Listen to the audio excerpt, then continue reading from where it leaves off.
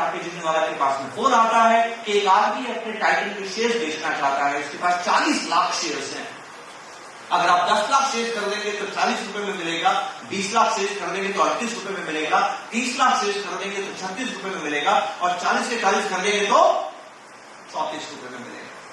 राकेश झुनझुनवाला कहते हैं एक दिन का समय हो, अगले दिन वो केवल 10 लाख शेयर खरीदते हैं, 40 रुपए की कीमत अदा करते हैं, बाकी 30 लाख शेयर कोई दूसरा आदमी खरीदता है, उसका नाम हम नहीं जानते। आपको समझ में आएगा कि उसका नाम हम क्यों नहीं जानते। राकेश झुनझुनवाला के खरीदने के बाद वो आदमी 3 साल से लेके बैठा था, टाइटन का प्राइस नहीं बढ़ा, लेकिन राकेश झुनझुनवाला के खरीदने के बाद उनकी किस्मत थी, कुंडली में पैसा था, कुछ भी समझ लीजिए, 3 महीने में वो शेयर 80 रुपए का हो गया। अगर आप राकेश जी की जगह होते तो क्या करते, ईमानदारी से जवाब दीजिए।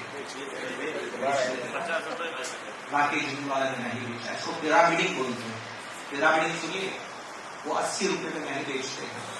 रात को उनको भी तो बेचने की इच्छा होगी, वो भी तो करवट बदल रहे होंगे कि मैंने 4 करोड़ रुपया डाला है टाइटन में, ये 4 करोड़ 2003 में कितना बड़ा होता था, ये 4 करोड़ रुपया बढ़ के मेरा 8 करोड़ हो गया है, और 2003 में कैपिटल गेन भी नहीं था, 0 कैपिटल गेन था, मुझे टैक्स भी नहीं लगेगा। उनको भी बेचने की इच्छा हुई होगी कि नहीं होगी, लेकिन उन्होंने फैसला किया कि मैं नहीं बेचूंगा, और वो शेयर बढ़ता बढ़ता 200 रुपए का हो गया। अब जानते उन्होंने क्या खरीदा, और खरीदा, वो शेयर बढ़ता हुआ 400 रुपए का हो गया, और खरीदा। 2007 में वो शेयर 950 रुपए का हो गया, और 950 रुपए पे उन्होंने इतना खरीदा कि कंपनी के 5% के मालिक बन गए। उल्टा कर रहे हैं कि नहीं कर रहे? अब वो 30 लाख वाले को उस आदमी ने राकेश झुनझुनवाला से 3 गुना शेयर ज्यादा खरीदे थे। उसका नाम आप क्यों नहीं जानते हैं? क्योंकि उसने 80 पे। बात समझ में आई? निवेश कैसे कहते हैं? इंतजार, इंतजार, इंतजार, लंबे समय तक इंतजार। राकेश झुनझुनवाला खुद दुनिया से चले गए हैं, परिवार ने अभी तक टाइटन को नहीं बेचा, जबकि कितना ऊपर नीचे होता है। आपको भूत को नहीं देखना है, प्रकृति तो भूत दिखाती है। इसको प्रॉस्पेक्ट थ्योरी कहते हैं, इसमें नोबेल प्राइज मिला। पढ़िएगा, अगर वक्त हो तो कभी बैठ के पढ़िएगा कि व्हाट इज नोबेल। तो क्या है इस बाजार में होता क्या है, इस बाजार का कैसे सामना करना है, आइए हम इस बात को समझते हैं। फिर मैं इकोनॉमी की बात करूंगा कि आने वाला समय कैसा है, क्योंकि अगर आपको फेथ नहीं है तो कुछ नहीं है, ट्रस्ट नहीं है तो कुछ नहीं है। आपको ये नहीं देखना है कि आज का हिंदुस्तान कैसा है, आपको ये देखना है कि 2040 का 2045 का हिंदुस्तान कैसा होगा, और उसको मैं कैसे देखूंगा, उसको देखने का तरीका क्या है, ये फ्यूचर है, इसको देखने का तरीका क्या है, ये मैं आपसे आखिरी में बात करूंगा। और सबसे आखिर में एक बात करूंगा, जो शब्द यहां पर लिखा है रिटायरमेंट प्लान, वो सबसे आखिर में करूंगा। मैं भूल जाऊं तो आप मुझे याद दिलाइएगा। 30 साल से मैं दुनिया में हूं, 1992 में मैं आ गया था, 30-33 साल होने को आए। मैंने जिंदगी का पहला इन्वेस्टमेंट फरवरी 1992 के अंदर किया था। तब से जो जर्नी है मैं आपको बताता हूं। मेरी माँ खुश नहीं थी जब मैं बॉम्बे ये काम करने गया।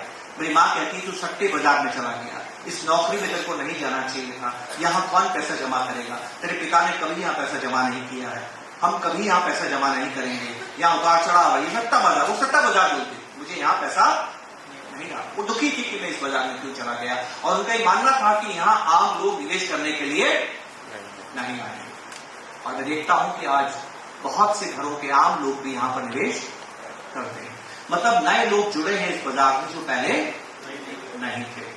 हम बात कहने जा रहा हूं, ध्यान से सुनिएगा, थोड़ा वक्त लगेगा, लेकिन बहुत इंटरेस्टिंग बात जो मैं कहने जा रहा हूं आपसे। अगर आपको बाजार के गिरने से डर लगता है, आप यकीन मानिए आपको बाजार का गिरना अच्छा लगेगा, और आप बाजार के गिरने का इंतजार करेंगे। आप जानते हैं इस वक्त बाजार के गिरने का सबसे ज्यादा इंतजार दुनिया में कौन कर रहा है? Warren Buffett. With how much money? $350 billion. कितना? $350 बिलियन कैश लेके बैठे हैं। 1 बिलियन में 88,000 करोड़ होते हैं, तो 350 बिलियन में कितने लाख करोड़ हो गए उनके पास? इतना पैसा वो बैंक में लेके इंतजार कर रहे हैं किस बात का? वो मिठाई बांटेंगे जब अमेरिका का बाजार गिरेगा, और हम दुखी हो रहे हैं कि बाजार गिर रहा है। तो आइए समझते हैं कि बाजार का गिरना क्यों जरूरी है, बाजार क्यों गिरता है। एक कहानी आपको सुनाता हूं, सच्ची घटना है। नाम है जोसेफ कैनेडी। ये जॉन कैनेडी के पिताजी थे, और 1915, 1920, 1925, 1930 के अमेरिका के उस वक्त के सबसे बड़े इन्वेस्टर थे। अमेरिका के सबसे बड़े इन्वेस्टर्स में शुमार थे। सीधे तौर पे बाजार में निवेश करते थे, तब म्यूचुअल फंड नहीं होते थे। तो 1929 की बात है, 1929 की बात है। वो स्टॉक मार्केट गए हुए थे, वॉल स्ट्रीट गए हुए थे, दोपहर का समय था, खाना खाया था उन्होंने, लंच करने के बाद टहल रहे थे। जब वो नीचे गली में स्ट्रीट में टहल रहे थे, वहां कुछ बच्चे बैठे थे, लड़के बैठे थे जो शू पॉलिश करते हैं, शू को चमकाते हैं। बॉम्बे अगर आप कभी गए तो आपने देखा होगा। तो एक लड़का उनको बुलाता कहता है कि सर आपका जूता नहीं चमक रहा है, अगर आप मुझे इजाजत दे तो मैं आपका जूता चमका देता हूं। तो हाँ कर देते हैं और खड़े हो जाते हैं और वो लड़का उनके जूतों को साफ करके चमकाने की कोशिश कर रहा है। उसी वक्त वो लड़का जो है वो जोसेफ कैनेडी को कहता है, सर ये शेर आपने देखा है क्या? मुझे टिप आई है कि ये शेर सप्ताह भर में दुगना हो जाएगा, सप्ताह भर में दुगना हो जाएगा। जैसे ही उस लड़के ने ये कहा कि ये शेर सप्ताह भर में दुगना हो जाएगा, जोसेफ कैनेडी अपने सेक्रेटरी जो उनके साथ में था उनको बोलता है, अभी का अभी जा ब्रोकर को बोल जितना माल है सब बेच दे, जितने शेयर्स हैं सब बेच दे। और लड़का क्या बोल रहा है? सप्ताह भर में दुगना हो जाएगा। मेरा आपसे सवाल है, उसने क्यों बोला कि सब बेच दे? आम आदमी सोचिए उन्होंने क्यों बेचा। देखिए यहां से समझते हैं, 30 साल के मेरे इतिहास में जब मेरी मां बोलती थी सट्टा बाजार है कि कौन यहां इन्वेस्टमेंट करेगा, अभी ज्यादातर लोग इन्वेस्टमेंट कर रहे हैं। 90 लाख लोगों ने आईपीओ में एप्लीकेशन लगाई। मेरी मां ने जो कहा वो गलत साबित हो गया। क्यों? मेरा सवाल सुनिएगा। हर नया आदमी जिसके खानदान ने आज तक बाजार में इन्वेस्टमेंट नहीं किया है, जब वो पहली बार इस बाजार में इन्वेस्टमेंट करने आता है, कब आता है? जब बाजार ऊपर जा रहा होता है कि बाजार नीचे जा रहा होता है। एग्जैक्टली। क्यों गिरते बाजार में इंसान नहीं आता है? क्यों नहीं आता? उसको जल्दी प्रॉफिट कमाना होता है, उसमें जल्दी कमाना होता है। What else? उसको लगता है और गिरेगा। सबको डर लगता है। हम पैसों से प्यार करते हैं। गिरे हुए बाजार में हमारे मन में ये नहीं आता है कि हम पैसा बनाएंगे, हमें ये मन में आता है कि हम पैसा कोई, हम सब डरपोक होते हैं। तो बढ़ते बाजार में क्यों कर देता है इन्वेस्टमेंट? बढ़ते बाजार में क्यों इन्वेस्टमेंट करता है? क्योंकि डर के साथ साथ हम लालची भी होते हैं। एक खेल खेलेंगे मेरे साथ, ईमानदारी से खेलेंगे। चलिए एक सिक्का उछालता हूं, हेड आएगा तो आपको 100 रुपए दूंगा, टेल आएगा तो आपसे 100 ही रुपए लूंगा। कितने लोग खेलेंगे ये खेल मेरे साथ? कोई खेलेगा? Raise hands. कोई नहीं खेल रहा है। माय गॉड, क्यों नहीं खेल रहे हैं आप ये खेल मेरे साथ? रिस्की है। क्या रिस्क है? 100 रुपए जा सकते हैं। 100 रुपए कब जाएंगे? जब टेल आएगा। टेल आने की संभावना कितनी है? 50%। कोई नहीं खेल रहा है। चलिए कोई बात नहीं, सही गलत कुछ नहीं होता है। मैं खेल में बदलाव कर देता हूं। और बदलाव क्या करता हूं? मैं सिक्का उछालूंगा, हेड आ गया तो वादा करता हूं आपको 200 रुपए दूंगा, और टेल आया तो 100 ही रुपए लूंगा। अब कितने लोग खेलेंगे? Raise hands. 1 2 3 4 5 6। अभी 6 लोग खेल रहे हैं। चलिए मैं और थोड़ा चेंज करता हूं। मैं आपसे वादा करता हूं कि सिक्का उछालूंगा, हेड आ गया तो 500 रुपए दूंगा, और टेल आया तो 100 ही रुपए लूंगा। आप कितने लोग खेलेंगे? सब खेलेंगे। देखिए यहां से आवाज आई। अभी सबकी खेलने की इच्छा हो रही है। अब ईमानदार से जवाब दीजिएगा, आपने पहला खेल क्यों नहीं खेला था? कारण बताइए। क्या रिस्क था? 100 रुपए जा सकता था। कब जाएगा? जब टेल आएगा। टेल आने की संभावना कितनी है? 50%। अब आखिरी खेल तो सब खेल रहे हैं, भूल जाइए कि 500 रुपए आएंगे। याद रखिए कि आपने पहले खेल में क्या कहा था, क्यों नहीं खेल रहे हैं? 100 रुपए जा सकते हैं। आखिरी खेल में 100 रुपए जा सकते हैं। संभावना कितनी है? 500 हो गए। अब आप लालची हो गए। ये हमारे दिमाग की सबसे बड़ी लिमिटेशन है। हम रिस्क और रिवार्ड को एक साथ नहीं देख सकते। या तो हमें रिवार्ड नजर आता है या हमें रिस्क नजर आता है। तेजी में हमें केवल रिवार्ड नजर आता है, केवल दोस्तों इंसान ना डरपोक भी होता है ना लालची।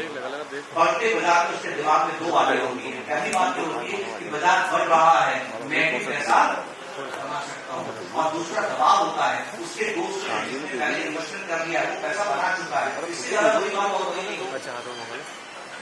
उसने बना लिया, मैं कैसे नहीं बनाऊंगा? और आप बना।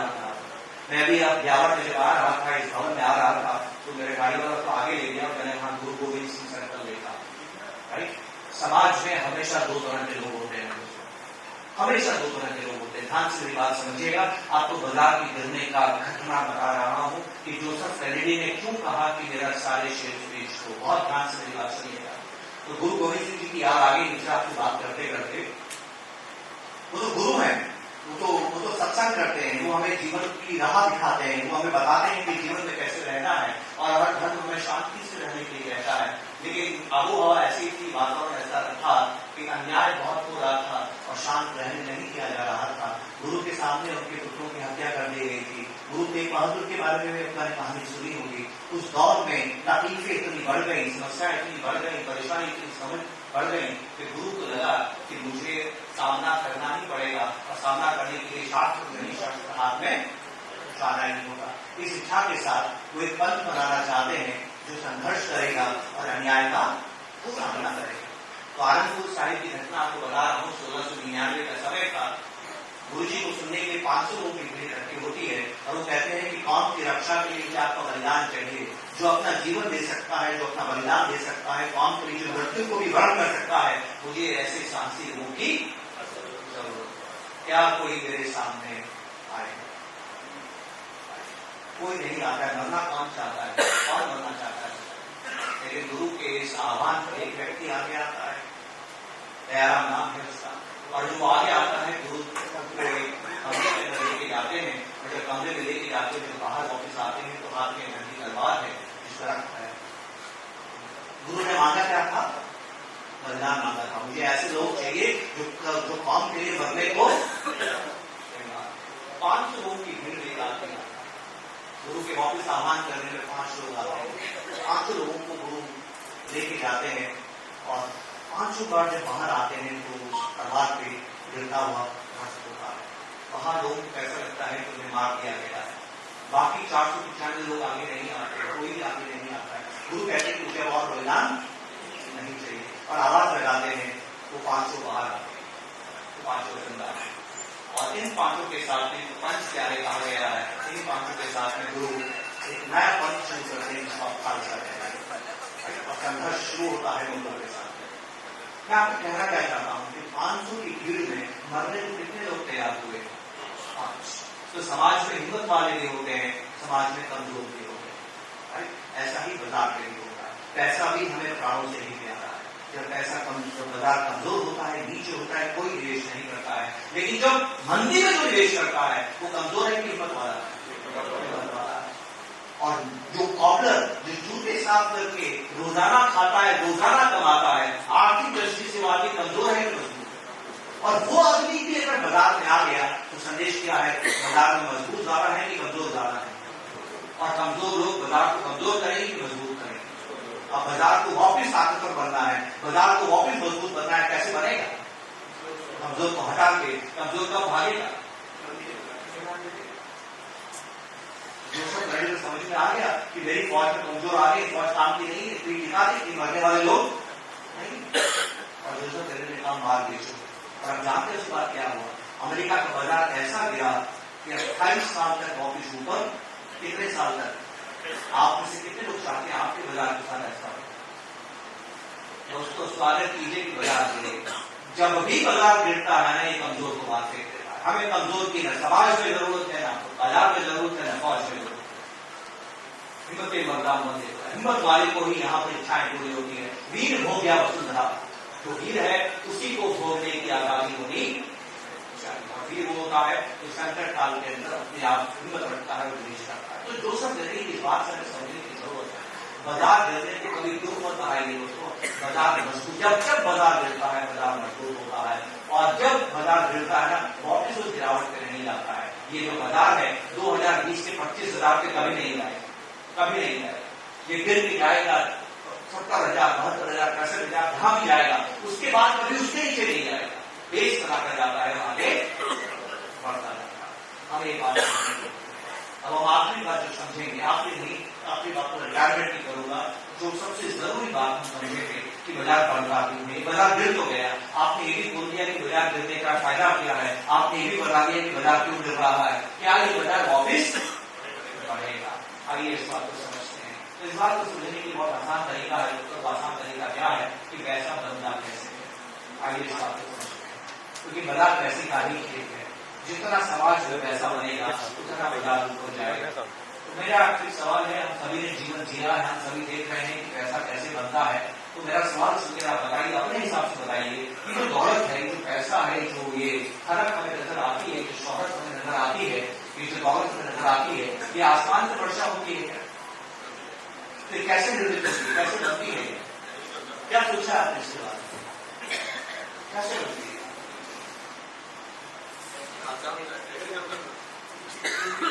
यस, कैसे बनती है? पूंजी का निर्माण जमीन से। ऐसा कैसे बनता है? सिंपल है, रिसोर्सेज से बनता है। व्हाट इज पैसा? कैसे बनता है? कैसे बनता है? अच्छा, ब्याहों में आप एक बाइक आई है, फाइन एक बाइक आई है, डिवाइड करके कार आई है। अभी एलॉन मस्क का टेस्ला भी शायद हिंदुस्तान में आ सकती है। तो जयवर को व्यापारी हो गए तो कार का शोरूम खोलता है, वो कब खोलेगा कार का शोरूम? से वहां के लोग डिमांड होगी। हमेशा याद रखिएगा, पैसा तभी बनता है जब मांग होगी। एक का खर्चा दूसरे की डबल एंट्री सिस्टम है। इस डबल एंट्री में खर्चा इज इक्वल टू इनकम। खर्चा पहले आता है कि इनकम पहले आता है? खर्चा पहले आता है। हमेशा याद रखिएगा, जिस दिन आप पैदा हुए माँ बाप के लिए कमाई आए कि खर्चा आए? समाज वही आगे बढ़ता है जहां खर्चा बढ़ता है, खर्चने की इच्छा बढ़ती है। तो हिंदुस्तान की एक ताकत मैं आपको बताता हूं, दुनिया में किसी देश के पास इस वक्त की ताकत नहीं, दुनिया में किसी के पास ये ताकत नहीं है। बहुत जरूरी बात है, तो ध्यान से सुनिएगा, आपको इकोनॉमिक्स समझ में आएगी कि इकोनॉमिक्स होता क्या है। यहां से हम समझते हैं, बहुत जरूरी बात कहने जा रहा हूं, तो थोड़ा ध्यान दीजिएगा, तभी बात समझ में आएगी। इकोनॉमिक्स कभी भी लीनियर नहीं होती है, हमेशा क्या होती है? साइकिल होती है, उतार चढ़ाव होती है। तो मेरी 3 चीजों के बारे में आपसे मैं बात करूंगा। मेरे दादा जोधपुर महाराजा क्या काम करते और अचानक से 1951 में जोधपुर महाराजा ने कॉल किया हिंदुस्तान की सरकार के साथ, और जोधपुर का विलय हो गया यूनियन ऑफ इंडिया, भारत राष्ट्र में उसका विलय हो गया। और जैसे भारत राष्ट्र में उसका विलय हो गया, महाराजा और जोधपुर अब राज नहीं रहे, और जोधपुर का जो राज है वो कलेक्टर के हाथों में चला गया। ठीक है, पहले कलेक्टर नहीं होता, अब कलेक्टर राज करता है, राजा नहीं करता, राजा रिटायर हो गया। लेकिन मेरे दादा तो राजा के राज करते थे। जो महाराजा की नौकरी करता है वो कलेक्टर की नौकरी कैसे करे? कलेक्टर को उनके लिए काम नहीं था। तो मेरे दादा की बात समझ में नहीं आई, उन्होंने कहा है इसको मैं रिपोर्टिव बनकर इनकी नौकरी नहीं करता। 51 से लेकर 57 तक हमारे घर में कोई कमाने वाला नहीं। 58 में फिर पिताजी को नौकरी होती है, घर में 8 खाने वाले, सारा पैसा खर्च हो जाता है, अगली तनख्वाह का इंतजार होता है, 25-26 तारीख तक सारा पैसा खत्म। मेरे पिता नौकरी करते रहे, 1977 के पहले कभी भी पैसा बचाने का मौका नहीं मिला। ऐसा हर घर की कहानी थी कि नहीं? पहले हर घर की कहानी थी। मैं इस दौर में बड़ा होता हूँ, मैं देखता हूँ मेरे पिता की समस्या क्या है, और नहीं समझता हूँ कि मेरे पिता की समस्या ये है कि उनके पास बजट, वो संघर्ष क्यों कर रहे हैं, वो एग्जाम क्यों कर रहे हैं, क्यों कर रहे हैं? क्योंकि उनके पास पैसा नहीं है। और मेरे पास पैसा क्यों नहीं है उनके पास? क्योंकि उन्होंने बजट नहीं किया, नहीं कर पाए, जो भी समझो। तो मैंने सीखा कि बचत करना जरूरी है। This is my reaction to his life, my reaction to his life. अब मेरी नौकरी लगती है, मैं पहले ही तनख्वाह से पैसा बचाना शुरू करता हूं। जब आप पैसा बचाते हैं, आप जानते हैं क्या होता है, आप खर्चना भूल जाते हैं। आपको एक बात याद रखनी है, जो पैसा बचाया तो भी खर्च करना, पर हम भूल जाते हैं। हम ज्ञान में ही आदतों के गुलाम है। अगर ज्ञान और आदत में संघर्ष होगा तो हमेशा आदत जीतेगी, ज्ञान नहीं जीतेगा। इसका एविडेंस क्या, इसका प्रमाण क्या, मैं आपको देगा। इसका प्रमाण है मेरा जीवन। मैं 100 रुपये महीना मान लीजिए आज कमा रहा हूं, ये इंपॉर्टेंट नहीं है। इकोनॉमिक्स में इंपॉर्टेंट है अतिरिक्त। ये 100 रुपये अगले महीने में कितना कमाऊंगा? अगले महीने में 110 कमाऊंगा, उसको बोलते ग्रोथ। अगले महीने में मैं 100 कमाऊंगा, उसको बोलेंगे नो ग्रोथ। अगले महीने 90 कमाऊंगा, उसको हम बोलेंगे डी ग्रोथ। अगर मैं अगले महीने 110 रुपए कमाता हूं तो इंपॉर्टेंट 100 रुपए नहीं है, इंपॉर्टेंट है 10 रुपए। उसको मार्जिनल ग्रोथ बोलते हैं, मार्जिनल। उसके साथ में क्या करूंगा? तो उसके साथ या तो मैं उसको बचा सकता हूं 10 रुपए को, या 10 रुपए को मैं खर्च कर सकता हूं। क्योंकि मैं जिंदगी की पहली कमाई से बचा रहा हूं, तो मेरी खर्च करने की जगह बचत करने की आदत ज्यादा है। इसको बोलते हैं मार्जिनल प्रोपेंसिटी टू सेव। तुम्हारी मार्जिनल प्रोपेंसिटी टू सेव ज्यादा। तो मैं 10 रुपए कमाऊंगा तो मेरी बचत 5 रुपए से बढ़ जाएगी, खर्चा मेरा 2 रुपए से बढ़ेगा। इसमें कुछ सही है, कुछ गलत है, कुछ सही नहीं है, कुछ गलत नहीं है। पर मैंने सेविंग क्यों सीखी? क्योंकि मेरे पिता के पास सेविंग्स नहीं। अब मेरे बेटे ने क्या सीखा मैं आपको बताता हूं। और हमेशा याद रखिएगा कि मोबाइल का अगला वर्जन पिछले मोबाइल से बेहतर होता है कि नहीं होता? कभी भी इस भवन में मत रहिएगा कि आप बच्चों से ज्यादा जानते हैं, बिल्कुल नहीं।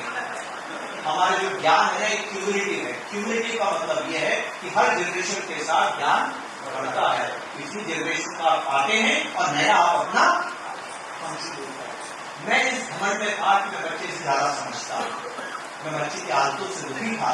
मैंने बच्चे को बुलाया और बच्चों से कहा, बेटा तू ऐसी जिंदगी क्यों जीता है? तू मेरे से सीख नहीं सकता है मैं कैसे निवेश करता हूँ, कैसे पैसे को बचाता हूँ, किस तरह से पैसे को सहेजता हूँ, तुझे भी ऐसा ही करना चाहिए। 15 मिनट तक मेरा भाषण सुनता है, उसके बाद कहता है पापा नादानी से बात के जवाब देंगे। मेरा बेटा बोल क्या बात कहना चाहता है? बेटा पापा अपने आप को देखिए, अपने जीवन को देखिए, अपनी आदतों को देखिए, जिस तरह से आप खर्चा करते हैं इसको आप देखिए और आपके पोर्टफोलियो को देखिए, आपकी जो कमाई हो रही है इसको देखिए। ईमानदारी से जवाब दीजिएगा, जैसी आपकी आदतें हैं अगर इसमें बदलाव नहीं आया, ये पोर्टफोलियो आप कभी खर्च कर पाएंगे? यही करना। अब उसकी बात सही है कि गलत है? आइए देखते हैं। आइए ब्यावर को हम समझते हैं। ब्यावर की आबादी को 2 हिस्सों में बांट देते हैं, 2 हिस्सों में बांटते हैं। ब्यावर के लोग जिनकी उम्र 30 साल से ज्यादा है, ब्यावर के लोग जिनकी उम्र 30 साल से धन दौलत ज्यादा, पैसा प्रॉपर्टी बैंक बैलेंस सभी ज्यादा, किसके पास ज्यादा है? जिनकी उम्र 30 से ज्यादा है कि 20 से कम है? 30 से ज्यादा है। मोबाइल किसका महंगा है? ये बात समझ में आई आप? हमारे मन में एक गलतफहमी है, जो हम खर्चा करते हैं वो हमारी आमदनी का मुकाबला है। नहीं दोस्तों, जो आप खर्चा करते हैं वो आपकी इच्छा का मुकाबला है। इसी को इकोनॉमिक्स कहते हैं। तो जिस तरह का जीवन मैंने जिया है, उस जीवन में ऐसे बच्चों को पैदा किया है कि वो बच्चे खर्चे में ज्यादा हैं। और इस वक्त हिंदुस्तान का व्यापारी, अब जो कहने जा रहा हूं और ध्यान से समझिएगा, जब आप व्यापार करते हैं पैसा निवेश करते हैं, उस निवेश में मुनाफा कमाते हैं, उसको रिटर्न ऑन इक्विटी कहते हैं। दुनिया में जितने भी व्यापार हैं, बड़े व्यापार छोड़ दीजिए, बड़े कौन से? गूगल टाइप, गूगल के जो टेक्नोलॉजी, जो इनोवेशन अमेरिका में होती है, इनोवेशन छोड़ दीजिए, बाकी जितने व्यापार दुनिया में सबसे ज्यादा रिटर्न ऑन इक्विटी हिंदुस्तानी व्यापार की है। आप जानते हैं हिंदुस्तान में व्यापारी को पैसा कमाने का जितना अवसर है उतना पहले अभी अगले 20 साल हिंदुस्तान की जीडीपी ग्रोथ रेट दुनिया में सबसे ज्यादा इसलिए रहने वाली है कि आने वाले बच्चे अपनी कमाई भी खर्च करेंगे और हमारी बचत भी खर्च करेंगे। जब आपका डबल खर्चा होगा तो आपकी जीडीपी ग्रोथ। अब इसके ज्यादा इंटरेस्टिंग चीज आपको मैं बता रहा हूँ, बहुत ध्यान से सुनिएगा। हिंदुस्तान बदल गया है, कोविड के बाद बदल गया है। और कोविड के बाद कैसे हिंदुस्तान बदला है मैं आपको बताता हूँ। कोविड के पहले मेरे घर में केबल कनेक्शन था, केबल वाला हर बार मेरे घर में आता था। हर 2 महीने में 3 महीने में मेरी पत्नी से उसका झगड़ा होता था, मेरी पत्नी उससे झगड़ा करती थी, तुम 500 600 700 रुपए लेके आते हो, ये चैनल नहीं दिखाते हो, वो चैनल नहीं दिखाते हो, झगड़ा होता था उसके पीछे। वो कहता था इस चैनल के 15 रुपए और लगेंगे, इस चैनल के 25 रुपए और लगेंगे, अगर आप मुझे 800 रुपए दोगे तो इतना चैनल मिलेगा। पत्नी उसको 600 ही देना चाहती है, 650 देना चाहती है, दोनों में बहस होती है। अब मेरे घर में केबल कनेक्शन नहीं है, अब मेरे घर में ओटीटी है, मेरे घर में स्मार्ट टीवी है। ओटीटी में मेरी वाइफ ने Sony TV, C5, Hotstar, Netflix सब डाउनलोड किए हुए हैं। मेरी बात का सुनिए और जवाब आपको देना है। मेरी पत्नी हर 2 महीने में उस केबल वाले से झगड़ा करती थी, पिछले 3 साल में नेटफ्लिक्स से एक बार भी झगड़ा क्यों नहीं किया? वो कभी नेटफ्लिक्स से झगड़ा नहीं करती। अब जानते हैं क्यों? आइए समझते हैं। आप जो दुनिया है ना, ये सोचने का काम करती है, महसूस करने का काम करती है। हम सभी अपने पैसों से प्यार करते हैं। जब आप किसी को नकद देते हैं ना, तो आपकी आंखें देखती हैं कि आप प्यारी चीज दूसरे को दे रहे हैं। रोक सकते हो तो रोक नहीं होते, लेकिन जब आप डिजिटल हो जाते हैं, आंखों को कुछ दिखाई नहीं देता और आपको समझ में नहीं आता खर्चा कर रहे हैं। जो लोग डिजिटल होते हैं उनका खर्चा, आप सभी लोगों का खर्चा बढ़ गया, आपको मालूम ही नहीं चला, आपको नहीं मालूम चला। प्रमाण दूं आपको, प्रमाण है निफ्टी की 50 कंपनियां। निफ्टी की 50 कंपनियां कोविड से पहले कितना पैसा कमाती थी, उनकी बिक्री कितनी होती थी थी, आज उनकी डिग्री। तीसरी चीज, जब आप नगद काम नहीं करते हैं, डिजिटल हो जाते हैं, तो पैसा बैंक में ही रहता है। नगद में क्या होता है, बैंक से पैसा निकाल लेते हैं, दुकानदार को पेमेंट करते हैं, तो दुकानदार की तिजोरी में चला जाता है या घर में चला जाता है। लेकिन जब आप डिजिटल होते हैं, आपका पैसा बैंक में ही रहता है। जब आप डिजिटल होते हैं, आप पैसा दुकानदार को देते हैं, तो दुकानदार के लिए बैंक में जाता है। पैसा कहाँ रहता है, बैंक पर रहता है, क्योंकि हमेशा पैसा बैंक के पास रहता है। बैंक आपको फोन करता है, फोन नहीं करता है तो एसएमएस भेजता है। 3 ऐसे प्यारे सुंदर शब्द हैं जो मेरे पिता ने दुनिया में कभी सुने, जब तक वो जीवित थे उन्होंने ये 3 शब्द कभी नहीं सुने। आप रोजाना सुनते हैं, और ये 3 शब्द है, लोन चाहिए। मेरे पिता ने जिंदगी में एक चीज लोन पे नहीं खरीदी, और नए बच्चे हर चीज, हनीमून भी लोन पे जाते हैं। आपको मालूम नहीं, मजाक नहीं कर रहा हूं, हनीमून भी लोग लोन पे जाते हैं। तो आपके जो खर्चा है वो आपके औकात से। और मेरे बेटे ने चौथी बात सिखाई, बड़ी इंटरेस्टिंग है, अब अपसाइड डाउन है, दुनिया बदल गई है। मेरा दुकानदार मुझे कभी उधार नहीं देता था, बोलता था आज नकद कल उधार। मेरे बेटे का दुकानदार का नाम अमेजन है, फ्लिपकार्ट है, वो क्या बोलता है, बेटे को मालूम है पैसा नहीं बेटा, कोई बात नहीं, बाई नाउ। अजीब नहीं लगा आपको कुछ, कितनी अच्छी सी बात है। और आखिरी बात आपसे कहता हूं, जब आप डिजिटल होते हैं ना, तो आप गुलाम होते हैं। गुलाम कैसे होते हैं, जब आप नजर पे खर्च करते हैं तो दुनिया आपकी है। दुनिया में कोई नहीं जानता है कि आपने क्या खरीदा, कोई नहीं जानता है सिवाय इस दुकानदार के। लेकिन जब आप डिजिटल होते हैं तो गूगल आपको देख रहा है आप किससे क्या चीज खरीद रहे हैं। गूगल आपको देख रहा है किससे खरीद रहे हैं, और गूगल आपके मोबाइल में एक चीज को बैठाता है जिसको आप एआई बोलते हैं। जानते हैं एआई? ये एआई आपके बारे में आपसे ज्यादा जानता है, क्योंकि वो आपका डेटा रोजाना इकट्ठा करता है। इसको बोलते हैं फुटप्रिंट, इसको बोलते हैं डिजिटल फुटप्रिंट। तो रात को सपने में भी अगर आपको ये आएगा कि घर में सिंगल डोर की जगह साइड बाई साइड डोर का फ्रिज होना चाहिए, अगले दिन से मोबाइल पर उसका फोटो आना शुरू हो जाएगा, ईएमआई ऑप्शन आना शुरू हो जाएगा, और तब तक नहीं जाएगा जब तक आपको खरीद नहीं लेगा। कभी महसूस किया है आपने? तो डिजिटल होने से आपके खर्चे बढ़ रहे हैं। आखिरी बात जो मैं आपको बताना चाहता हूं, मेरे घर में एक बार बहस हो गई थी, एक नाली वाले ने आपकी नाली साफ की थी, और ध्यान से सुनिएगा। मेरी पत्नी इतनी टेंशन में थी कि उसे करार नहीं कर पाएगी, वो कितना पैसा लेगा, क्योंकि नाली ब्लॉक होने से आप बाथरूम इस्तेमाल नहीं कर सकते हैं, आप किचन इस्तेमाल नहीं कर सकते हैं। तो मेरी पत्नी टेंशन में थी, उसने फोन किया, वो तुरंत आ गया और 15 मिनट में नाली साफ की थी, और उसने पत्नी को कहा 500 रुपये। 500 रुपये, इस काम के 500 रुपये, इतना सा कचरा निकाला, 15 मिनट में कचरा निकाला। मैं 500 रुपये नहीं 200 रुपये दूंगी, मैं टीचर हूँ, इतनी मेहनत करती हूँ, तब भी मुझे 15 मिनट में 500 रुपये नहीं मिलते, मैं 200 रुपये दूंगा। वो कहता नहीं 200 ही देने होंगे। उसकी बहस की मेरी माँ बाहर आ जाती है, और मेरी माँ कहती है क्या हो गया, क्या हो गया? कि माँ देखिए इतने काम किया है, नाली साफ की है। मेरी माँ नाली को देखती है, कचरे को देखती है, वो ऐसा है ये काम तो 20 रुपये का है, पर 200 बोला है 50 दे दो, 200 बोला है 50 दे दो। कौन सही कौन गलत सवाल ये नहीं है। अब वो बहस कर रहे हैं। इतने में मेरा बेटा कॉलेज से आता है, और मेरा बेटा माँ का हाथ पकड़ के घर में लेके जाता है, और कहता है माँ इतना बताओ, अगर वो नहीं आता तो घर में कुछ काम कर सकती थी, तो इतनी तनाव में थी, तुमने बात ही नहीं की कितने पैसे लगे, कितना स्ट्रेस था तुम्हारा, उसने तुम्हें तनावमुक्त कर दिया है, तुम्हारे फोन करते ही आ गया है, 15 मिनट में नाली साफ कर दी है, 4 घंटे तक नहीं आता तो तुम खुद कर सकती थी, तुम खुद ये काम नहीं कर सकती थी। मेरी मानो इसको 500 रुपये का पेमेंट करो और 50 की टिप भी दो, ताकि अगली बार हो। अब मैं ये नहीं कह रहा हूं कि कौन सी जनरेशन सही है, मेरी माँ सही है, मेरी पत्नी सही है, मेरा बेटा सही है, ये मैं आपसे नहीं कह रहा हूं। मैं सिर्फ आपसे एक बात कह रहा हूं, आप सभी व्यापारी हैं, क्योंकि आपका पैसा व्यापारी को मिलता है, आप सभी यहाँ व्यापारी हैं, और आप क्या देख रहे हैं कि 3 जनरेशन मेरे घर में है। इसमें एक जनरेशन पैसा हाथ से करके रखती है, एक जनरेशन पैसा तोल मोल के देती है, एक जनरेशन पैसा आसानी से देने के लिए तैयार है।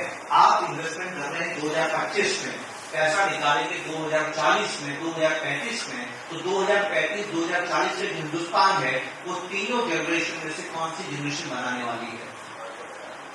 मेरी माँ, मेरी पत्नी और मेरा बेटा। बस यही समझने की जरूरत। मेरी माँ तो दुनिया में नहीं है, मेरी माँ का जो कॉन्ट्रीब्यूशन था हिंदुस्तान को वो खत्म हो गया, मेरी वाइफ का प्राइम पीछे छूट गया। अगले 15 साल में हिंदुस्तान मेरे बेटे पे निर्भर करता है, और उसकी आदतें अगर मेरे पिता ने काम करना शुरू किया, घर में 8 खाने वाले थे, 1 कमाने वाला। जब मैंने काम करना शुरू किया, घर में 5 खाने वाले थे, 2 कमाने वाले। फिर मेरी पत्नी ने भी काम करना शुरू किया, हम घर में 6 लोग हो गए, 3 कमाने वाले थे। फिर मेरे माता पिता का देहांत हो गया, लेकिन मेरा बेटा बड़ा हो गया। अब घर में बढ़ेंगे तो आपको ये भी मानना पड़ेगा कि व्यापारी की आमदनी बढ़ेगी, और अगर आप ये मानते हैं कि व्यापारी की आमदनी बढ़ेगी तो ये भी मानना पड़ेगा कि बाजार बढ़ेगा। कितना आसान है, नहीं चिंता की बात है। बस आप ये नहीं जानते किस महीने बढ़ेगा, किस महीने नहीं बढ़ेगा, आप जानते हैं अंत में ये बढ़ेगा। अब मैं आखिरी बात कहता हूं, अभी तक जो मैंने आपसे बातें की हैं, आप सुने न सुने मर्जी आपकी है, माने न माने मर्जी आपकी है। अब जो बात कहने जा रहा हूं ये आकाशवाणी है। आकाशवाणी है का मतलब है ये झूठ नहीं होगी, ऐसा ही बिल्कुल ऐसा ही होगा जो मैं आपको कहने जा रहा हूं। ध्यान से सुनिएगा ये बात क्या है, और ये बात इस बात पर निर्भर करती है कि आप इस बात का जवाब दें, हिंदुस्तान में पैसा कमाने के मौके बढ़ रहे हैं कि कम हो रहे हैं? बढ़ रहे हैं। भगवान ने जितनी चीजें दुनिया में बनाई है, इसमें पैसा एक चीज है जिससे मन कभी नहीं बढ़ता है। मन छोड़िए, ये जितना आता है उतनी इच्छा कभी आप संतुष्ट नहीं हो, कभी संतुष्ट नहीं हो। अडानी अंबानी ने जितना कमाया उससे और ज्यादा कमाने की इच्छा करती है। पैसा ऐसी चीज है, कभी मन नहीं भरता। कहीं बाहर भी जाएंगे, आधा घंटे के बाद उतरने की इच्छा करेगी, बागीचे में जाएंगे, आधे घंटे के बाद घर आने की इच्छा करेगी, अच्छा खाना खा रहे हैं, थोड़ी देर के बाद नहीं खाने की इच्छा करेगी। एक ही चीज है जो आपको और ज्यादा इच्छा करती है। और जब आप पैसा कमाते हैं तो आपको समय लेना पड़ता है, आप समय लेते हैं तभी ज्यादा पैसा कमाते हैं। कैसे? एक दुकानदार 8 बजे दुकान बंद करता है और दिवाली वाले महीने में रात को 12 बजे बंद करता है। क्यों? क्योंकि कमाई का मौका ज्यादा है। वो जो 4 घंटे दुकानदार दे रहा है, कहां से ला रहा है? अपने परिवार से ला रहा है। समय आपके पास वही 24 घंटे हैं। जब आप ज्यादा कमाते हैं तो ज्यादा समय देते हैं, ज्यादा समय देते हैं तो परिवार से समय को छीनते हैं। तो जो मैं कहने जा रहा हूं ये हर देश में हुआ है, ये यूरोप में हुआ है, ये चीन में हुआ है, ये जापान में हुआ है, हिंदुस्तान में भी होगा। ऐसा हो ही नहीं सकता है कि नहीं होगा। और ये क्या है? ये है पैसा कमाने की इच्छा बढ़ना। हिंदुस्तान में भी पैसा कमाने की इच्छा बढ़ रही है, पति पत्नी दोनों में इच्छा बढ़ रही है। तो अब लड़का और लड़की जब शादी करते हैं ना, वो प्लानिंग पैसा कमाने की करते हैं, प्लानिंग परिवार की नहीं करते हैं। जितनी भी अरेंज मैरिजेस होती है, अरेंज मैरिजेस, लव नहीं, अरेंज मैरिजेस, वहां पर शर्तें रखते हैं लड़के और लड़कियां। आप जानते हैं लड़कियों की पहली शर्त क्या होती है? कोई अंदाज लगाएगा? शादी.com के प्रोपराइटर के इंटरव्यू में मैंने ये पढ़ा है, जितनी भी लड़कियां आप शादी करती हैं उनकी पहली मांग क्या होती है? अकेले रहना नहीं, पैकेज नहीं, बहुत पुरानी बात है। बच्चों के लिए बच्चे के लिए इंसिस्ट नहीं। एग्जैक्टली। पहली शर्त है सासू माँ ये नहीं पूछेगी खुशखबरी कब आ रही है, 5 साल तक नहीं आई। First we will plan family, first will plan career. माँ और बाप 2 होते हैं, बच्चा एक ही होता है कि नहीं? तो रिप्लेसमेंट हो रहा है कि नहीं हो रहा है? रिप्लेसमेंट नहीं हो रहा है। अब मेरी बात ज्यादा ध्यान से सुनिए। 1990 में हिंदुस्तान की आबादी थी 90 करोड़, 85 करोड़, 90 नहीं 85 करोड़ 1990 में। आज है हिंदुस्तान की आबादी 143 करोड़, 143 करोड़। बढ़ी है कि नहीं बढ़ी है? बढ़ी है। जब हिंदुस्तान की आबादी 1990 में 85 करोड़ थी ना, हिंदुस्तान में छोटे बच्चे जिनकी उम्र 5 साल से कम है वो 12.5 करोड़ थे। कितने? 12.5 करोड़। वृद्ध लोग जिनकी उम्र 60 साल से ज्यादा है वो कितने थे आप जानते हैं? 5 करोड़। 5 करोड़। मेरे घर में भी ये था, दादा दादी थे और 6 पोते पोतियां थे। ठीक है, 5 करोड़ वृद्ध थे जिनकी उम्र 60 साल से ज्यादा है। आज हिंदुस्तान की आबादी 143 करोड़ है। 143 करोड़ की आबादी में 5 साल से कम बच्चे 11 करोड़ हैं। क्या हो गए? बच्चे कम हो गए। और जो वृद्ध लोग हैं 60 साल से ऊपर, उनकी आबादी है 17.5 करोड़। 17.5 करोड़। इसका मतलब हिंदुस्तान में 6.5 करोड़ वृद्ध ऐसे हैं जिनके पास पोते पोतियां नहीं है। हम 3 लाख साल से दुनिया में हैं। आप पहली जनरेशन हैं, अपने खानदान की पहली जनरेशन है जो बुढ़ापे में अकेले रहोगे। ये तय है। मेरी बात गलत नहीं होगी, आप डायरी में लिख लीजिए, हर देश में ऐसा हुआ है। ये तय है, कागज में अभी लिख लीजिए। और जो भी यहां बैठा है जिसकी उम्र 40 साल से कम है वो 100 साल से ज्यादा जिएगा। क्योंकि डॉक्टर इतने अच्छे हैं, दवाइयां इतनी अच्छी कि मरने नहीं दी, महंगी इतनी होगी कि जीने भी नहीं। हिंदुस्तान की सरकार आपका ध्यान, यूरोप में समस्या आई है पर यूरोप में सरकार ध्यान रख रही है, वहां आपका ध्यान रखने वाला कोई नहीं। बैंगलोर में, साउथ इंडिया में कॉलेजेस बहुत अच्छी हैं, साउथ इंडिया में स्कूल बहुत अच्छे हैं, नॉर्थ में अब पढ़ाई होने लगी है, साउथ इंडिया में 40 साल पहले भी पढ़ाई अच्छी होती थी। माँ बाप ने अपने बच्चों को बहुत पढ़ाया, जब आप अपने बच्चों को बहुत पढ़ाते हैं तो दुनिया को उस बच्चे की जरूरत होती है। आपके पास दो तरह के बच्चे होते हैं, एक लायक एक नालायक। जो लायक बच्चा है उसको दुनिया ले जाएगी, वो ब्यावत में नहीं रहेगा, जितना लायक है उतना दूर चला जाएगा। नालायक का भी प्रबंध आपको ही करना पड़ेगा। तो अगर आपने ये काम नहीं किया तो आपका रिटायरमेंट बहुत दुखी होने वाला है, लंबी उम्र होगी, पैसा कमाने के अवसर नहीं मिलेंगे और आपने जो पैसा बनाया है उसके सारे ही जीवन जीना पड़ेगा। अगर आपने ये प्लानिंग नहीं की तो आप बहुत मुश्किल में पड़ जाएंगे। अच्छी बात यह है कि अगर आप प्लानिंग करेंगे तो इतना पैसा बना सकते हैं कि बुढ़ापे में आपको कोई तकलीफ नहीं होगी। लेकिन पैसा आने के बाद भी एक समस्या आपके सामने आएगी कि आपको घर में अकेले ही जीना है, आपके पास कोई नहीं होगा। सकलपूजा.com करके एक दुकान है बैंगलोर में, आप जानते हैं वो क्या करती है, क्योंकि साउथ इंडिया में लोगों ने बच्चों को बहुत अच्छा पढ़ाया, वो अमेरिका चले गए, यूके चले गए, वो वापिस आ नहीं पाते हैं। आप जानते हैं वो कंपनी को क्या करती है, वो कंपनी वृद्ध लोगों की अंत्येष्टि करती है जिनके बच्चे उनके पास में नहीं। कभी आपने कल्पना की थी कि व्यापार ऐसा भी होगा? हम में से बहुत लोग इसका सामना करेंगे। तो दोस्तों, अगर आपके पास कोई नहीं है तो पैसा होना और भी ज्यादा जरूरी है। बच्चे हैं ही नहीं, इतने जितने बूढ़े हैं उतने बच्चे हैं ही नहीं, और बच्चे पैदा होते कम होते चले जाएंगे, लेकिन हम बूढ़े हम सभी लोग होंगे।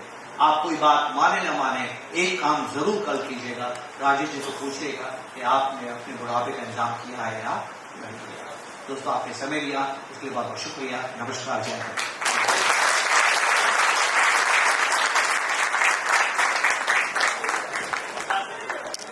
मार्केट को और बिहेवियर को समझना आसान था नहीं था ना आज से पहले। तो thank you very much sir. आप में से किसी के कोई क्वेश्चंस हैं सर के साथ में? चूंकि सर का प्रोफाइल आप में से काफी सारे लोग बहुत लेट पर आ रहे हैं, तो मैं सर का प्रोफाइल एक बार अगेन से शेयर कर दूं।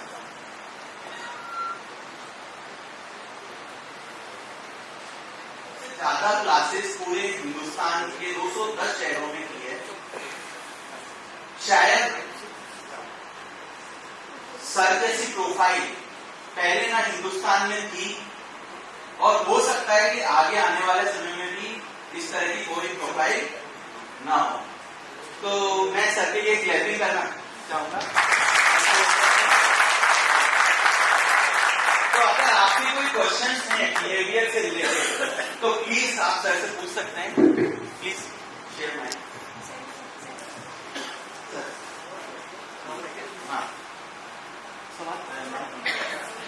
नमस्कार। आपका सेशन काफी प्रैक्टिकल था, प्रैक्टिकल प्लेटफॉर्म पे, और जो हमारी ब्रेन की जो न्यूरॉन्स है ना उसको एक्टिव कर दिया एक तरह से आपने। Thank you so much. Next मेरा क्वेश्चन सिंपल है, वेरी सिंपल। जैसे आपने बताया कि रिस्क फैक्टर या रिस्क को आप अपॉर्चुनिटी भी काउंट कर सकते हैं।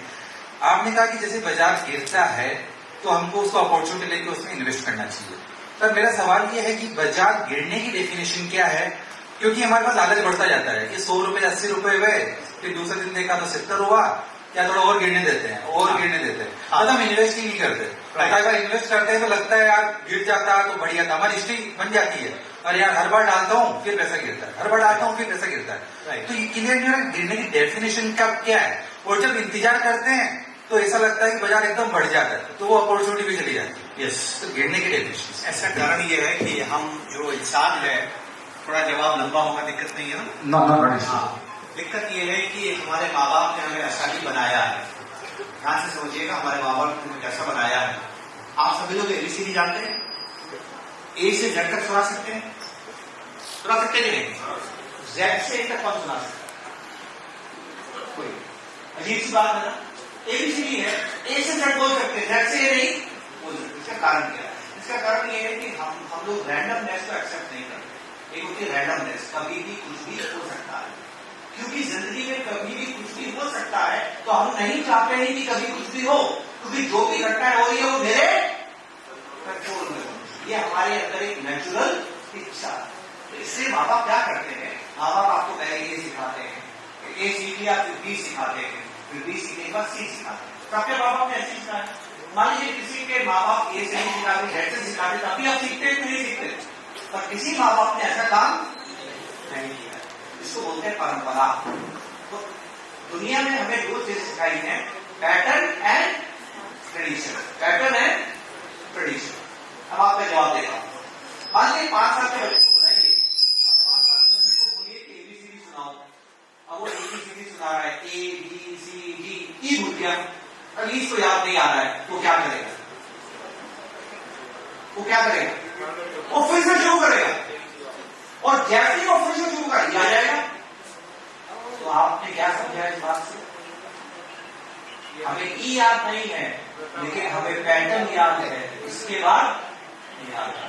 तो जब बाजार गिरता है तो आपके मन में हमेशा रहेगा तो गिरता ही रहेगा, और जब बाजार बढ़ता है तो आपको लगता है तो बढ़ता है। अब आपको करना क्या है? अगर आप शेयर खरीद रहे हैं, दूर रहिए, फॉलिंग लाइफ, जब तक वो गिर नहीं जाए, पूरा नहीं गिर जाए, मत खरीदिए, मत खरीदिए। क्योंकि वो शेयर म्यूचुअल फंड है, जरूर खरीदिए, लेकिन मीनिंगफुल फॉल के बाद, कम से कम 10% फॉल के बाद। 2% दे दिया खरीद लिया, 3% दे दिया खरीद लिया, 5, नो, मीनिंगफुल फॉल के बाद। अब म्यूचुअल फंड क्यों खरीदना और शेयर क्यों नहीं खरीदना? शेयर नश्वर है। शेयर गिरने का मतलब है कि उसका मरना से वो मर भी सकता है, लौट के आएगा कि नहीं आएगा मालूम नहीं है। म्यूचुअल फंड आत्मा जैसे काम करता है, हम लोग शेयर को पकड़ छोड़ देता है, मजदूर को पकड़ देता है। तो हर मंदी के बाद में म्यूचुअल फंड वापिस ऊपर आता है, लेकिन शेयर जो गिरते हैं 80% कभी वापिस नहीं आता, हमेशा गिर पड़ता है। तो never do averaging in shares. Shares में पिरामिडिंग कीजिए, राइट? मैं तो कहता हूँ शेयर्स पे डायरेक्ट जाने की जरूरत ही नहीं, वो बहुत खतरनाक काम है। इसके एग्जाम्पल भी मैं आपको देता हूँ। 25 साल पहले हिंदुस्तान में 2000 में कितने शेयर्स बीएससी में थे, नाम लिख लीजिए, और कितने शेयर्स आज 400 गुना बने, नाम लिखिए, मुझे कल बताइए। और दूसरी चीज कीजिए कि 25 साल पहले कितने म्यूचुअल फंड थे, उसमें से कितने 200 गुना 400 गुना हो गए, नाम लिखिए। सारे म्यूचुअल फंड कई गुना हो गए, पर सब शेयर्स नहीं। कितना आसान है, बहुत आसान है म्यूचुअल फंड। कुछ करने के लिए आपको अपना काम भी करते रहिए। ऐसा है कि ड्राइवर गाड़ी चला रहा है, पीछे बैठे, राइट? तो आपको कभी एवरेजिंग चेंज नहीं करनी है जब तक कि आपको पूरी गिरावट समझ में नहीं आती है।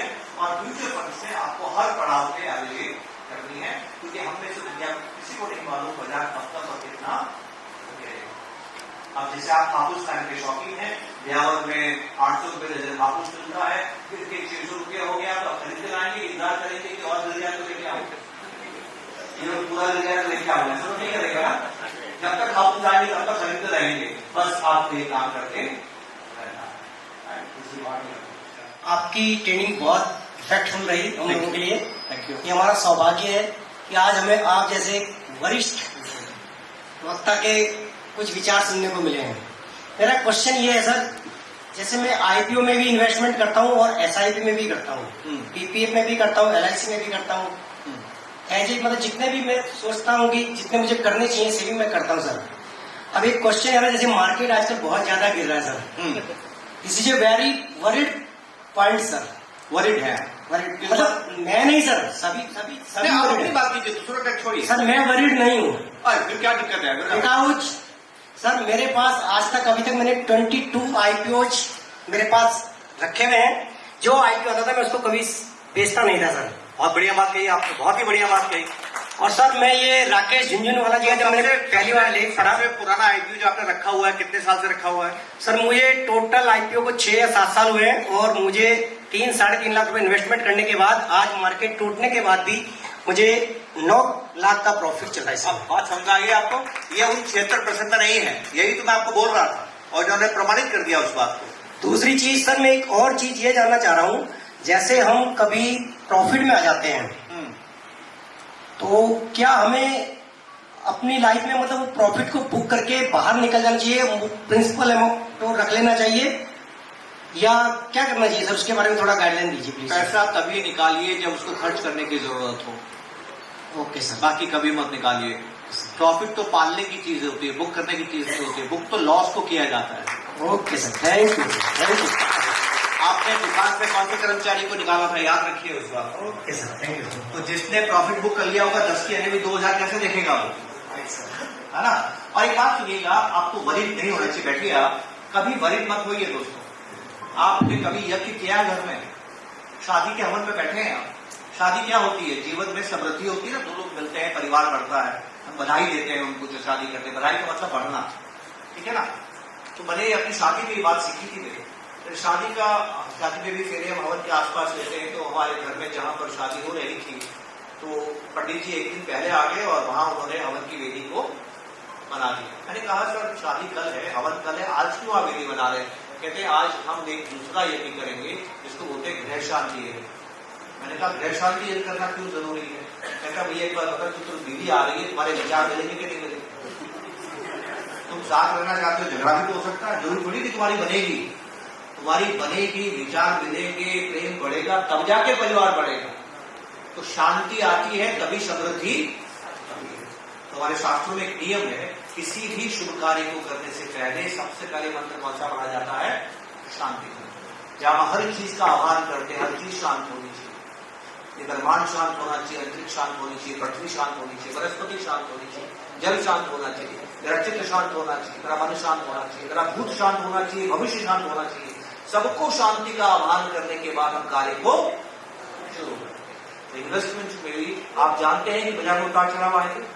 आप जानते हैं बाजार कभी भी गिर सकता है। तो उतार चढ़ाव आपके मन में अशांति लाएगी कि शांति लाएगी? अशांति लाएगी। पर आपको तो शांत रहना है, इसलिए आपको तैयारी करनी है। तैयारी आप कैसे करते हैं? दोनों कामों को एक साथ करते हैं। शादी हुई, मैं 2 फॉर्म लाके पत्नी को दिए। एक फॉर्म था टर्म इंश्योरेंस का, एक फॉर्म था SIP। मेरी पत्नी पूछती टर्म इंश्योरेंस क्या होता है, वो नहीं जानती थी। मैंने कहा इसमें हम प्रीमियम देंगे और तुम्हें 1 करोड़ का इंश्योरेंस मिल गया। अगर मैं मर जाता हूं, बीमारी से मर जाता हूं, एक्सीडेंट से मर जाता हूं, जल्दी मर जाता हूं, तुम्हारा क्या होगा? तब वो नौकरी भी नहीं करती थी। 1 करोड़ तुम्हें मिलेंगे, तब 14% का ब्याज था, तुम्हें महीने का 1.25 लाख रुपया मिलेगा, मजे से रहना। तो पत्नी को बात समझ में आ गई कि मैं टर्म इंश्योरेंस क्यों कर रहा हूं। फिर मैंने कहा SIP का फॉर्म, वो SIP का फॉर्म भरती है कि SIP क्या होती है? मैंने कहा मेरी पगार से पैसा कटेगा, इक्विटी म्यूचुअल फंड में जमा हो जाएगा, धीरे धीरे इतनी दौलत बनेगी कि तीनों मेरी इच्छाएं पूरी हो जाएंगी। तो उसको SIP भी समझ में आ गई। तो वो पूछती जब आप टर्म इंश्योरेंस कर रहे हैं फिर SIP क्यों कर रहे हैं? मैंने पूछा तू ही बता टर्म इंश्योरेंस में क्यों कर रहा हूं? तो वो बोलती है अगर आप जल्दी मर गए तो। मैंने कहा बिल्कुल ठीक, SIP में इसलिए कर रहा हूं अगर मैं नहीं मरा तो। अभी मुझे बताओ, मुझे मालूम है मैं कब मरूंगा। मैं मरने को कल मर सकता हूं और मरने को शतायु प्राप्त कर सकता हूं, लेकिन मैं कल मर जाऊं। मैंने तैयारी की है, मैं 100 साल जीव, मैंने तैयारी की। आपको तैयारी तो करनी है दोस्तों।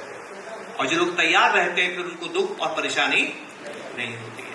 तो जब भी आप इन्वेस्टमेंट करते हैं तैयारी कीजिए कि बाजार कभी भी गिर सकता। मामूली से तो काम करना, और करना क्या है? कुछ करना ही नहीं है इसके अलावा। तैयारी जो नहीं करता है ना, वो फिर परेशान हो जाता है, क्योंकि तैयारी नहीं की है उसने, फिर तो परेशानी आएगी। राइट।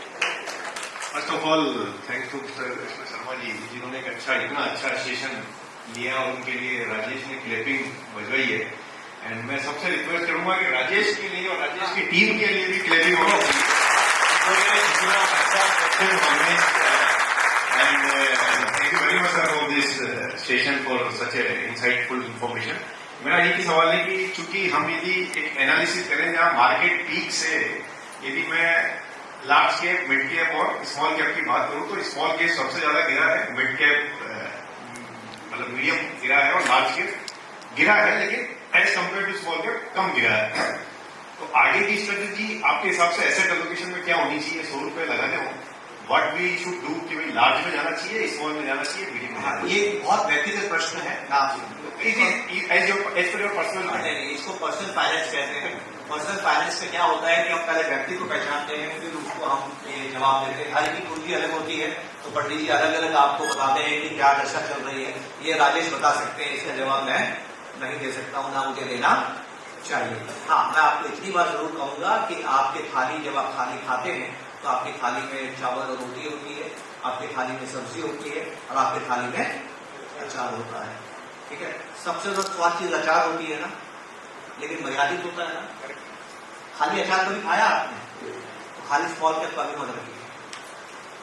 खाली स्मॉल कैप, रोटी और चावल में कोई स्वाद नहीं होता है, लेकिन संख्या उसकी सबसे ज्यादा होती है। लार्ज कैप आपको रोटी और चावल होना ही चाहिए।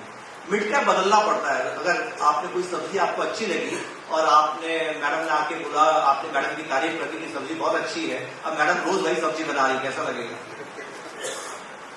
वही सब्जी खराब हो जाएगी कि नहीं सर? हो जाएगी, ठीक है ना। तो मिड कैप को बदलते रहना पड़ता है। मिड कैप बहुत जल्दी लार्ज कैप में तब्दील हो जाता है, ठीक है। और स्मॉल कैप की संख्या आपको उतनी ही रखनी है जितना थाली में अचार होता है। लेकिन आप इस सब की चिंता क्यों करते हैं? देखिए, अगर आप बीमार पड़ते हैं, इसके 2-3 तरीके हैं। आप डॉक्टर के पास जाइए, पड़ोस के डॉक्टर के पास जाइए। अगर समस्या थोड़ी गंभीर है तो डॉक्टर क्या बोलेगा? हॉस्पिटल जाओ। अरे डॉक्टर तो इलाज करना, हॉस्पिटल क्यों जाओ? क्योंकि बहुत से काम डॉक्टर अपने घर में नहीं कर सकता। क्या टेस्ट लेने, टेस्ट लेने की सुविधा क्या है, सर्जरी की सुविधा क्या है, आपको कुछ भी मालूम नहीं है। आप हॉस्पिटल जाते हैं। अच्छा, हॉस्पिटल में एक डॉक्टर आता है आपके पास, 4 डॉक्टर आते हैं, है ना। कोई एनेस्थीसिया वाला डॉक्टर होता है, कोई डायबिटीज वाला डॉक्टर होता है, कोई ब्लड प्रेशर, हर चीज को अलग अलग डॉक्टर होता है। तो जब आप हॉस्पिटल जाते हैं तो आप चिंता नहीं करते हैं कि कौन से डॉक्टर के पास जाऊं। जिस डॉक्टर की आपको जरूरत है वो डॉक्टर आपको हॉस्पिटल में।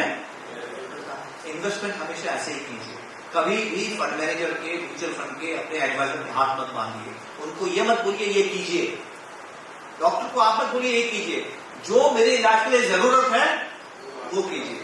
तो हमेशा एडवाइजर को, फंड मैनेजर की ताकत दीजिए कि आपको जहां से रिटर्न मिल सके वहां वो इन्वेस्टमेंट उनका हाथ मत बांधिए, उस पर छोड़ दीजिए। इस वक्त आपको बेहतर इन्वेस्टमेंट कहां होना चाहिए।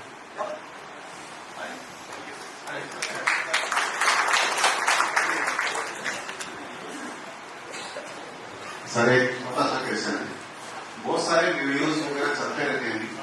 मेरा आपसे ये पूछना है कि लॉन्ग टाइम में वेल्थ बनाने के लिए अभी बहुत सारे, जैसे एनपीएस में इन्वेस्ट कर रखा है, पीपीएफ में इन्वेस्ट कर रखा है, पीएफ में इन्वेस्ट कर रखा है, और म्यूचुअल फंड में तो कर ही रखा है।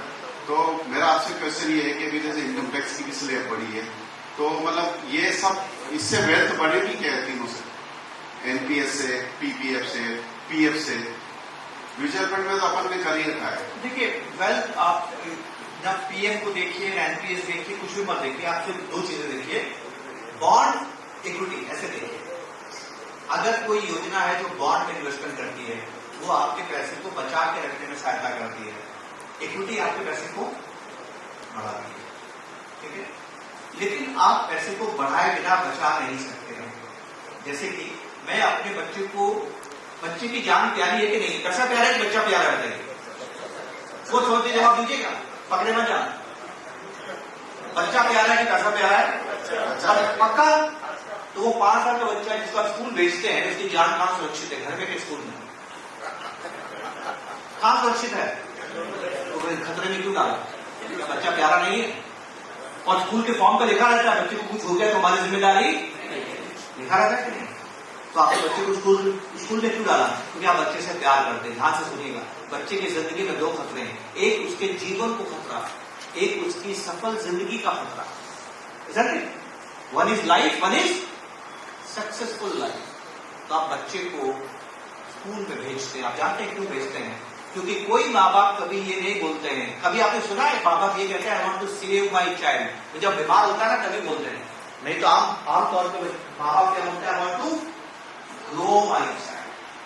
आपकी जिंदगी की 2 सबसे प्यारी चीजें, आपका बच्चा और आपका पैसा। इसको आप ग्रो किए बिना बचा ही। अगर पैसे को बचाना है तो उसको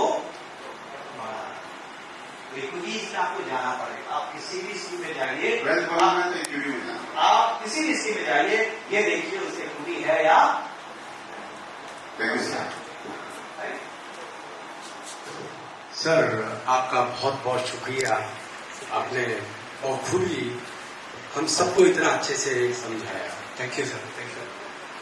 दूसरा शुक्रिया राजेश जी का। मुझे कई बार इनवाइट करते थे, मैं पहली बार इस मीटिंग में आया, जबकि मैं इनसे 15-20 साल से जुड़ा। ओके, मेरा एक क्वेश्चन ये है, इन्वेस्टमेंट के 3 जरिए जो मुझे मेरे पिताजी ने भी सिखाया, तेरा समाज ही सिखाता है। पहला इन्वेस्टमेंट जमीन में करो, राइट। दूसरा इन्वेस्टमेंट गोल्ड में करो, ठीक है। फिर बचे तो म्यूचुअल फंड यानी मार्केट में करो।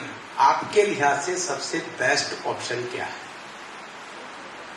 देखिए, दुनिया में आने वाले समय में शांति बढ़ेगी कि अशांति बढ़ेगी, ये जवाब आप दीजिए, फिर मैं जवाब दे दूंगा। दुनिया के आपसी मुल्कों में संघर्ष बढ़ेगा कि कम होगा? बढ़ेगा। अगर आपको लगता है कि दुनिया के मुल्कों में संघर्ष बढ़ेगा, अगर आपको लगता है कि अमेरिका ज्यादा दादागिरी कर रहा है, अगर आपको लगता है कि बहुत हो गया डॉलर की मार, अब दूसरी करेंसीज को भी उसका सामना करना चाहिए, अगर इस तरह का फ्रिक्शन आप देख रहे हैं, तो सोने में दबाव बना रहेगा और सोना आपको अच्छा रिटर्न दे सकता है। जमीन अब आपको ज्यादा पैसा बना के नहीं देगी, उसके रीजन बता। पहली चीज, काले का जनरेशन हिंदुस्तान में कम होता जा रहा है। जनरेशन खत्म हो गया मैं नहीं कह रहा हूं, पर बढ़ने की रफ्तार कम हो गई। नए बच्चे जो है वो 2 किताबें मेंटेन करने में इच्छुक नहीं है, वो एक ही किताब मेंटेन करना चाहते हैं।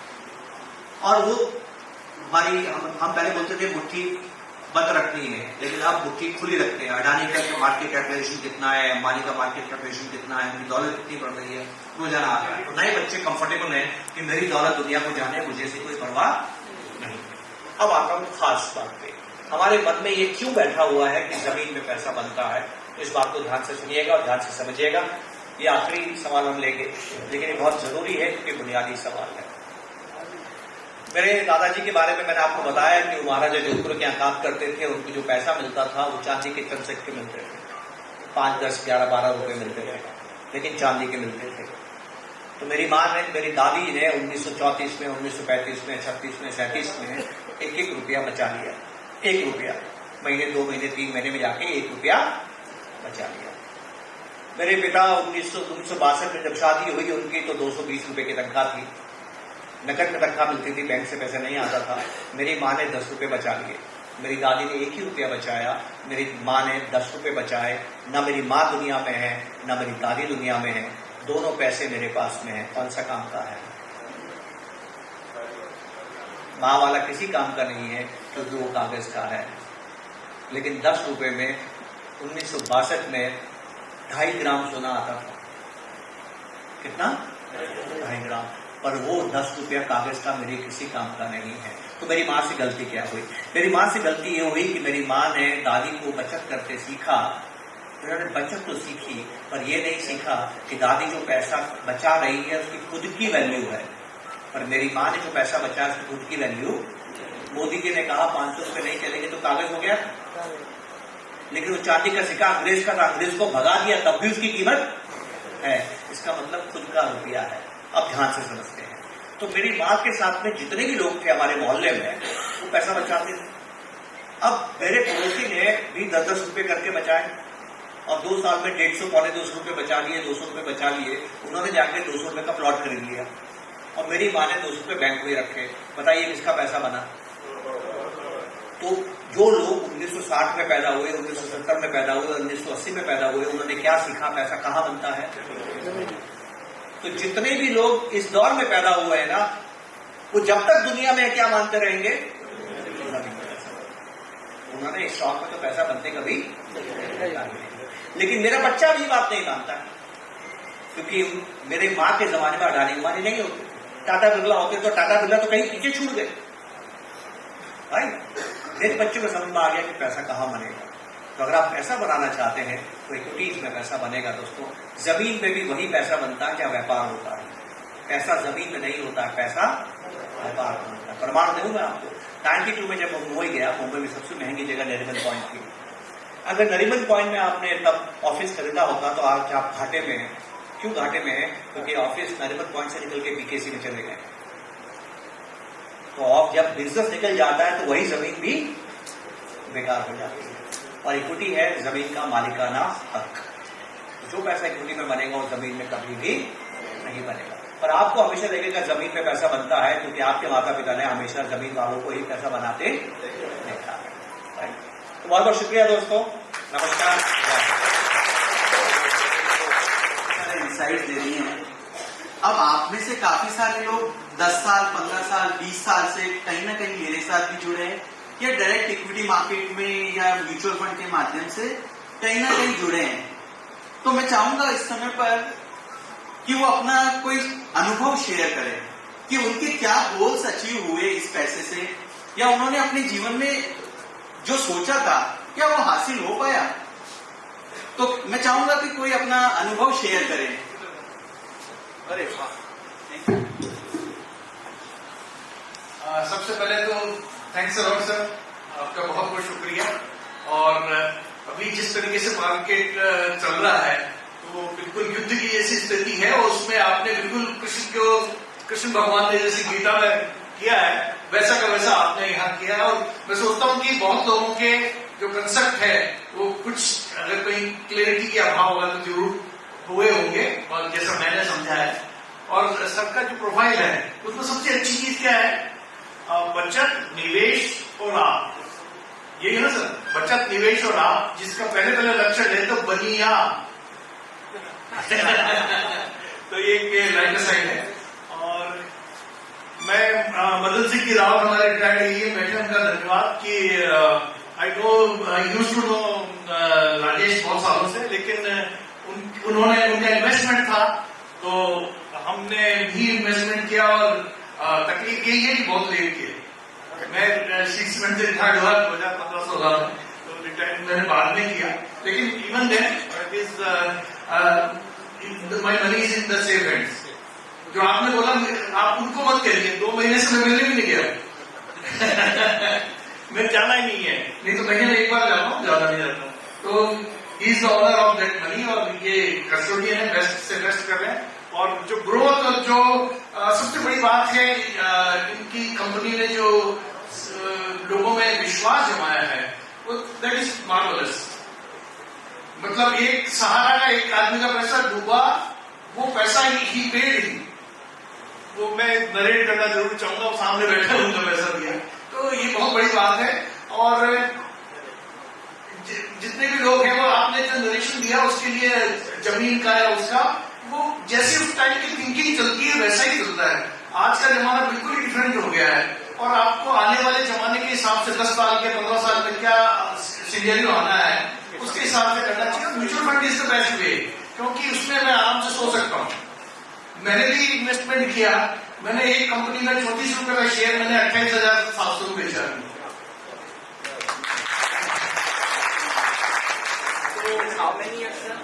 30 ईयर्स। टाइम देना ही पड़ता है, टाइम देना ही तो उसके लिए आप करिए। और lot of thanks to you and Rajesh ji and पूरी टीम को बहुत बहुत धन्यवाद। Thanks a lot. Smart guidance. तो अब मैं लास्ट में सर को इनवाइट करूंगा फैसिलिटेशन पर्पस से, और मेरी सारी टीम मेंबर्स को भी इनवाइट करूंगा सो दैट आप लोग भी इंट्रोड्यूस हो सकें। तो please come on the stage and sir please आप।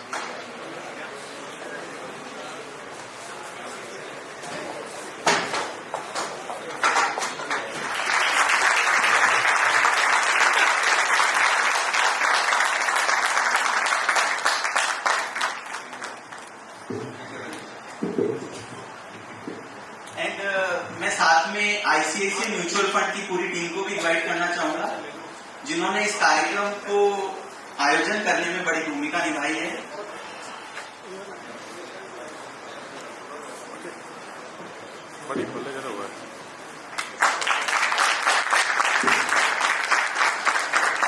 Thank you very much sir. तो दोस्तों, अब मैं इस कार्यक्रम को यही समापन करूंगा, और स्वादिष्ट भोजन तैयार है आप लोगों के लिए, और साथ में हम लोग मैच का लाइव प्रसारण भी यहाँ पे और बाहर दोनों जगह कर रहे हैं, तो आप उसका आनंद लें। Thank you very much sir.